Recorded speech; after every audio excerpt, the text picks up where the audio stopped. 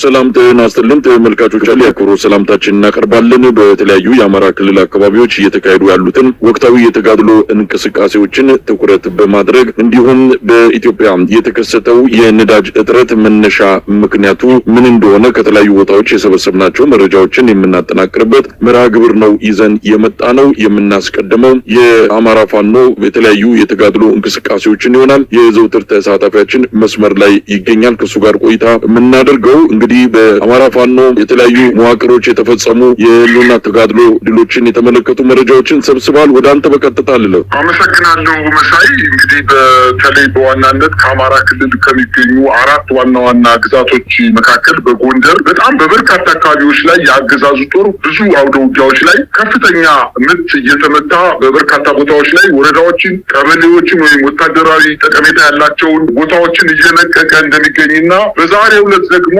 ከጎንደር ከተማ በቅርብ ርቀት ከ20 እስከ 25 ኪሎ ሜትር ርቀት ላይ የሚገኙ ሁለት ከተሞችን ማለትም ወርቃ ደሞና ገደብዬ የሚባሉ ከተሞች ላይ የአማራ ፋኖ ሰሜን አማራ ቀጠና በላይ ዘለቀ ዕዝ የጎንደር የበጋሻው ክፍለ ጦር ሁለት ብርጌዶች በጋራ በተሳተፉበት አውደ ውጊያ ድል መቀዳጀታቸውንና በሁለቱ ከተሞች የነበረው ወታደራዊ ካምፕ ተደምስሶ ሰራዊቱ ከካምፑ ከመውጣቱ በተጨማሪ እነዚህን ወርቃ ደሞንና ገደብዬ የተባሉ ከተሞችን የአማራ ፋኖ ብሔራዊ ንቅናቄ ሰሜን አማራ ቀጠና በላይ ዘለቀ ዕዝ ጎንደር የበጋሻው ክፍለ ጦር ከተሞችን መቆጣጠሩን ታውቋል። ከተሞችን በተቆጣጠሩበት ሰዓት የአገዛዙ ጦር ሲሸሽ ይዟቸው ከሸሹት አስክሬኖች በተጨማሪ 27 የአገዛዙ ጦር ተደምስሰው በከተማው ላይ ወድቀው እንደሚታዩ የዓይን እማኞች ለአንከር ሚዲያ አድርሰዋል። እንግዲህ በርካታ ሚሊሻ ከውጊያው በኋላ ከነትጥቃቸው እጅ መስጠታቸውን ታውቋል። ጥቃቱን ተከትሎ ከአምባ ጊዮርጊስ እስከ ደባርቅ ባሉት የአገዛዙ ጦር ካምፕ ላይ ከፍተኛ መደናገጥ እንደተፈጠረና ይመጡብናል፣ ያጠቁናል በማለት መረበሽ እንደተፈጠረባቸው ነው የአካባቢው የመረጃ ምንጮቻችን ያስታወቁት። ይህ በእንዲህ እንዳለ የመቅደላ ወረዳ ዋና ከተማ ማሻ ከተማ ሰፎ በነበረው የአገዛዙ ጦር ላይ ሚኒሊክ ዕዝ ጠንካራ ጥቃት በመፈጸም ከተማዋን ተቆጣጥሯል። ዛሬ በተደረገው ውጊያ በከተማዋ ዙሪያ መሽጎ የነበረው የአገዛዙ ጥምር ጦር ኃይል ተደምስሶ በውጊያው ከ31 በላይ የተማረከ ሲሆን ከ40 በላይ ጦሩ ተደምስሷል። ሞርተርን ጨምሮ በርካታ ጥቁር ክላሽ ተማርኳል። አገዛዙ በወረዳው እግሩ የተነቀለ ቢሆንም አንድ መስጂድ ላይ የድሮን ጥቃት ፈጽሞ መስጊዱን በከፊል ያቃጠለው መሆኑንና በዛ አካባቢ አሁንም ከፍተኛ ውጊያ እየተደረገ ሲሆን በርካታ የአገዛዙ ጦር ምርኮ ተደርጓል። ይህ በእንዲህ እንዳለ በምዕራብ ወሎ በአማራ ሳይንት ወረዳ የፋኖ ኃይሎች የተጠናከረ ጥቃት ፈጽመው የአገዛዙ ጦር ጀነራል መድፍን ጨምሮ በርካታ የቡድን መሳሪያዎች እየተኮሰ ራሱን እየተከላከለ እንደሚገኝ ለማወቅ ተችሏል። በዛሬው ዕለትም እንዲሁ የአማራ ፋኖ ብሔራዊ ንቅናቄ ቴዎድሮስ ዕዝ በጎጃም በዳንግላ ከተማ አቅራቢያ በሚገኙ ጠንካራ የአገዛዙ ጦር ካምፕ ላይ ጥቃት በመክፈት በርካታ የአገዛዙ ጦር ማርከው ዲሽቃን፣ ብሬን፣ ስናይፐር በርካታ የነፍስ ወከፍ መሳሪያዎችን ጨምሮ በ10 ሺህ የሚቆጠሩ ተተኳሽ በእጁ ማስገባቱንና የቴዎድሮስ ዕዝ 105ኛ እና 109ኛ ኮሮች በጋራ በፈጸሙት ማጥቃት የጦር ካምፑን ተቆጣጥረው ይገኛሉ። የአገዛዙ ጦር የጦር ካምፑን ከለቀቀ በኋላ ወደ ዳንግላ ከተማ ውስጥ ገብቶ ከባባድ መሳሪያዎችን ጠምዶ ከተማዋ ላይ ጭፍጨፋና ተኩስ እንዲደረግ የገፋፋ እንደሆነና ነገር ግን በ2 እና በ3 ኪሎ ሜትር ርቀት ላይ የሚገኙ ሁለት ወታደራዊ ካምፖችን 105ኛ እና 109ኛ ኮሮች መቆጣጠራቸው ታውቋል። በሌላ ዜና በወልዲያ ከተማ ዙሪያ በሀብሩ ወረዳ ስሪንቃ ከተማ አቅራቢያ ሲጓዝ በነበረ የአገዛዙ ሰሜን ምስራቅ ዕዝ 46ኛ ክፍለ ጦር ጋር ከባድ ውጊያ ያደረገው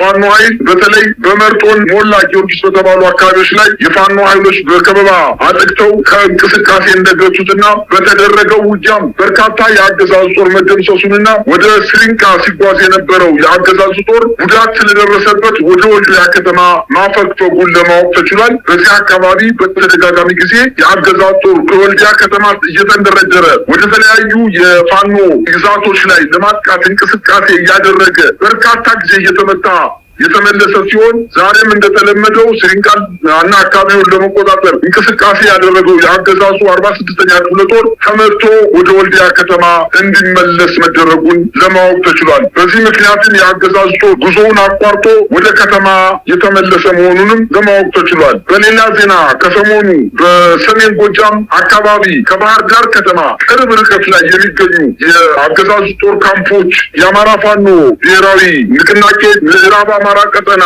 የቴዎድሮስ እዝ ባደረገው የማጥቃት እንቅስቃሴ በርካታ ወታደራዊ ቀጠናዎችን እየተቆጣጠረ የመጣ ሲሆን አሁን ውጊያው ከባህር ዳር ከተማ በ30 እና በ25 ኪሎ ሜትሮች ላይ በበርካታ ቦታዎች ላይ ውጊያ እየተደረገ እንደሆነ ለማወቅ ተችሏል። በትናንትናው ዕለትም እንዲሁ በሰሜን ጎጃም ሰሜን አቸፈር ወረዳ ዋና ከተማ ይስማላ ከተማ በትናንትናው ዕለት የአማራ ፋኖ ብሔራዊ ንቅናቄ እጅ መግባቷንና የአገዛዙ ጦር ከሰሜን ጎጃም ሰሜን አቸፈር ወረዳ ተመቶ ወደ ደቡብ አቸፈር ዱርቤቴ ከተማ አፈግፍጎ ወደ ከተማ መግባቱን ለማወቅ ተችሏል። በሌላ ዜና የሚኒሊክ እዝ ህዝብ ግንኙነት እንደገለጸው የመከላከያ ከፍተኛ ወታደራዊ አመራሮች ከነአጃቢዎቻቸውና ከነተሽከርካሪዎቻቸው የተማረኩበት አውደ ውጊያ መካሄዱን ለማወቅ ተችሏል። ማንነታቸው አሁን በከፍተኛ አመራሮች ደረጃ ጋዜጣዊ መግለጫ የሚሰጥበት ሆኖ በቆረጣ ከሰሜን ወሎ አካባቢ ሲንቀሳቀስ የነበረ በርካታ የአገዛዙን ከፍተኛ አመራሮች አጅቦ ሲጓዝ የነበረ የመከላከያ ሰራዊት ሙሉ በሙሉ መደምሰሱን ማምሻውን ለማወቅ ተችሏል። እንዲሁም በሮቢት ቆብዬ፣ ደሮ ግብር፣ ሀረርና ሳንቃበር በተባሉ ከፍተኛ ወታደራዊ ጠቀሜታ ባላቸው አካባቢዎች አሁንም ውጊያው የቀጠለ ሲሆን የአገዛዙ ጦር በአሁኑ ሰዓት ከባባድ መሳሪያዎችን እየተኮሰ ራሱን እየተከላከለ እንደሚገኝና በርካታ የአገዛዙ ጦር ገደል ውስጥ ገብቶ መላለቁንና በርካቶቹ ደግሞ በውጊያ እጃቸውን መስጠታቸውን ለማወቅ ተችሏል። እንዲሁም በጎንደር የራስ አሞራው ውብነ 3ኛ ኮር የጭላ ክፍለ ጦር ከተከዜ ክፍለ ጦር ጋር በመቀናጀት ወደ ታች አርማጮ ወረዳ መሪራ ቀበሌ ላይ በመንቀሳቀስ ላይ የነበረውን የአገዛዙን ጦር በከበባ ጉዳት አድርሶበት መበተኑንና በርካታ የነፍስ ወከፍና የቡድን መሳሪያዎችን መማረኩን ለማወቅ ተችሏል። በጣም ነው የማመሰግነው። እንግዲህ እንደተለመደው በበርካታ አካባቢዎች የአማራ ፋኖ ብሔራዊ ንቅናቄ ከፍተኛ ድሎችን ማስመዝገቡን እንደቀጠለ መሆኑን የሚያሳዩ መረጃዎችን ነው ያካፈልከን። እስቲ ወቅታዊው የአማራ ክልል ሁኔታ ምን ይመስላል? በተለይ አብይ አህመድ ከቅርብ ጊዜ ወዲህ ጦሩን ወደ ሰሜን አቅጣጫ እያሰባሰበ ባለበት ወቅት ላይ በአማራ ክልል በዋናነት የሚሊሻውና የአድማ በታኝ ኃይሉ ነው ከፊት መስመር ተሰልፎ ከፍተኛ ኪሳራ እየደረሰበት የሚገኘው። ይሄ በራሱ በክልሉ ያለውን አጠቃላይ ሁኔታ በተመለከተ አዲስ አቅጣጫ እንዳለ መከላከያ ሰራዊት የሚባለው የአብይ አህመድ ዋና ቋሚ ተሰላፊ የሆነው ኃይል ወደ ሰሜን አቅጣጫ ያተኮረበትና አማራ ክልልን በሚሊሻና በአድማ በታኝ የጸጥታ ሁኔታውን እንቆጣጠራለን የሚል ውሳኔም እንዳለ፣ ነገር ግን ያን ማድረግ ያልቻሉባቸው አካባቢዎች ላይ ተመልሶ መጥተው እየተቆጣጠሩ እንደዚሁ ግራ በተጋባ ሁኔታ ውስጥ የብልጽግናው አገዛዝ የሚይዝ የሚጨብጠውን ባጣበት ሁኔታ ነው እንግዲህ ነገሮች እየሄዱ ያሉት። ምንድነው አሁን ያለው አጠቃላይ አሰላለፍ? የፖለቲካ መዋቅሩ አሁንም ተንሳፎ ያለ፣ አጠቃላይ እንቅስቃሴው በወታደራዊ ጄኔራሎች የሚዘወር ትእዛዝ ተቀባይ ብቻ የሆኑ ጉልህ የሆኑ ክስተቶች እንኳን ሲኖሩ ከ4 ኪሎ ትእዛዝ ካልተሰጣቸው በስተቀረም በራሳቸው ወስነው ማድረግ የማይችሉ ሽባ የሆነ መዋቅር ነው እንግዲህ አማራ ክልል ላይ ያለው።